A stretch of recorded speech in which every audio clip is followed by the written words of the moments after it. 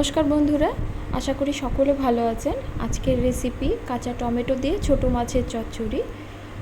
এই চচ্চড়ি এতটাই সুস্বাদু হয়, একবার বানালে সবাই কিন্তু চেয়ে চেয়ে খাবে।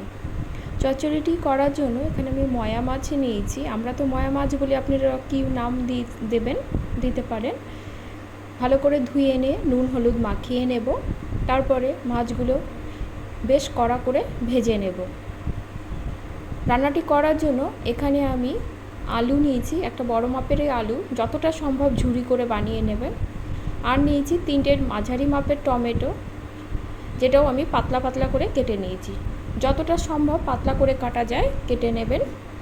ভালো করে ধুয়ে নিয়ে আমি টমেটো এবং আলুটা একটি কড়াতে দিয়ে দেব।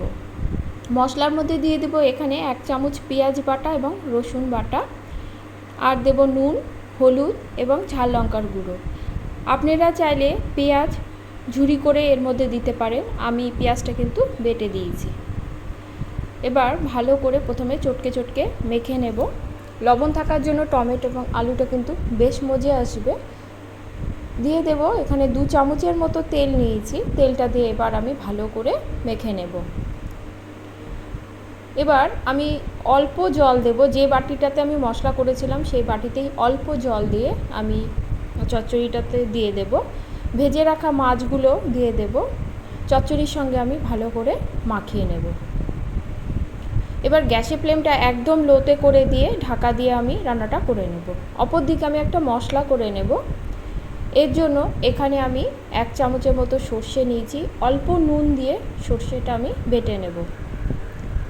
ঢাকা খুলে দেখে নেব, দেখুন চচ্চড়িটা কিন্তু বেশ মজে এসেছে। আলু টমেটোটা কিন্তু আমার ভালোভাবে সেদ্ধ হয়ে গেছে।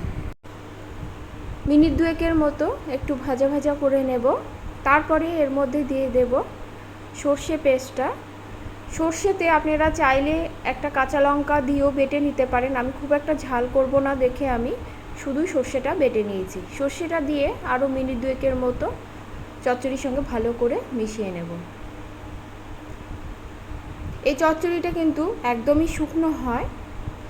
এবার ঝালের জন্য আমি 2টো কাঁচা লঙ্কা চিড়ে এর মধ্যে দিয়ে দেব। মশলার বাটি ধুয়ে অল্প জল দেব, এতে মশলাটা চচ্চড়ির মধ্যে ভালো করে ঢুকে যাবে। ভালো করে মিশিয়ে নেব। মিশিয়ে নিয়ে আমি ঢাকা দিয়ে 5 মিনিটের মতো মিডিয়াম টু লো হিটে রান্না করে নেব।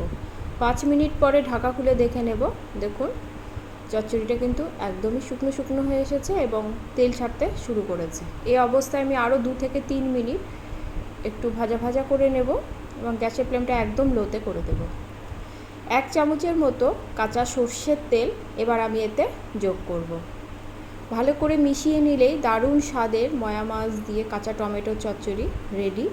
গরম ভাতে পরিবেশন করুন।